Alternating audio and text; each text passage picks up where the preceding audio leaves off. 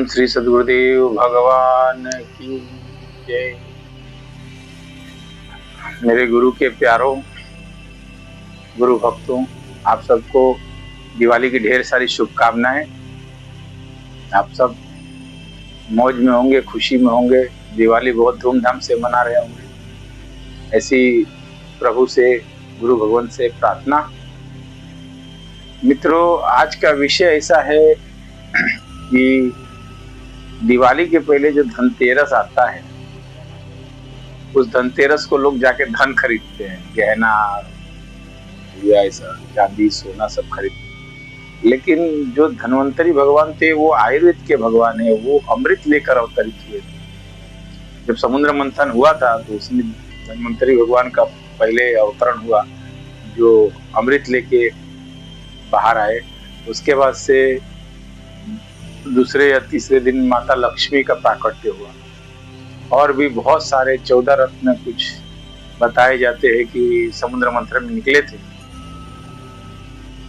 और वो जो दिन है वो दिवाली का दिन था, जिस दिन माता लक्ष्मी प्रकट हुई थी। तब से लक्ष्मी पूजन मनाया जाता है। कुछ लोग राम जी के वनवास से लौटने के दिन के रूप में भी दीपावली या दीपोत्सव मनाते हैं। अच्छी चीजें होते रहनी चाहिए, खुशियां बांटना, खुशियां लेना, खुशियां देना अच्छी बात है।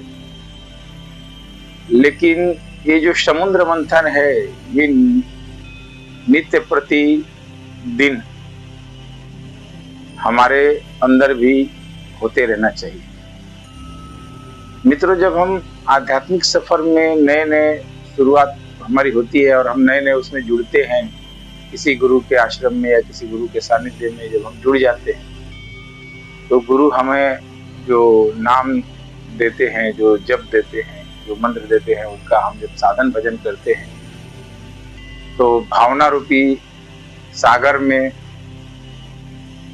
ध्यान और धारणा रूपी मंद्राचल पर्वत को स्थापित कर, श्वास की डोरी को वासुकी नाग बनाकर, अच्छे विचार और बुरे विचार, देवता और राक्षस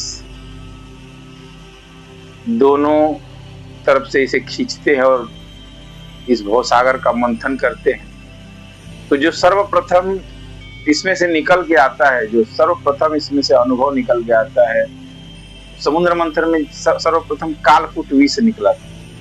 वैसे ही जब हम आध्यात्मिक सफर में हमारी शुरुआत होती है, हम प्रथम ही उसमें प्रवेश करते हैं, तो सामाजिक कालकूट विष हमें इस राह से भटकाने के लिए तरह तरह के प्रलोभन, तरह तरह के ताने, तरह तरह की बातें हमें सुनाई जाती हैं। हमारा बार बार अपमान होता है, हमें लोग अच्छा बुरा कहते हैं कि काम नहीं हो रहा था इसके लिए साधु बन गया, परिवार अब छोड़ देगा तो भाग जाएगा, तरह तरह की बातें चर्चाएं समाज में होती है। तो मित्रों, जिस तरह भगवान शिव ने उस कालकूट विष को अपने गले में धारण किया, समुद्र मंथन से जो कालकूट विष निकला, ना उसे नीचे अपने शरीर में ही जाने दिया, ना उसे बाहर आने दिया। इसी प्रकार सामाजिक बुराइयों को, सामाजिक तानों को कालकूट विष समझकर अपने गले में धारण कर लीजिए और आगे की यात्रा पे चलिए। जब ये समुद्र मंथन भावनाओं में जो समुद्र मंथन चलता है, ये जब मंथन निरंतर चलते रहेगा तो धन्वंतरी प्रकट होंगे, जो अमृत आयुर्वेद आपको देंगे। उसके बाद जीवन में लक्ष्मी भी आएंगी, ऐरावत जैसा हाथी भी मिलेगा, उच्च सर्वा जैसा घोड़ा भी मिलेगा, पारिजात जैसा वृक्ष भी मिलेगा, कामधेनु जैसी गाय भी मिलेगी। ये गुरु के बताए हुए मार्ग पे जब हम चलते हैं और अपने आंतरिक भावनाओं के सागर में जब मंथन करते हैं, तो ये सारी चीजें प्रकट होती हैं। ब्राह रूप में जो हम शास्त्रों में पढ़ते हैं, लक्ष्मी के प्राकट्य दिवस और दीपोत्सव अच्छी चीज है, लेकिन दीप नाम का जलाना है मित्रों। जो सांसों के में समा जाए ऐसा नाम प्रभु का निरंतर जपते रहने से हर दिन दिवाली है, हर दिन खुशी है, हर दिन स्वरूप के दर्शन है, गुरु महाराज के दर्शन है। मैं इतना कहते हुए अपनी वाणी को विराम देता हूँ और आप सब में रमे राम को मैं प्रणाम करता हूँ। ओम श्री सद्गुरुदेव भगवान की जय। ओम ओम ओम।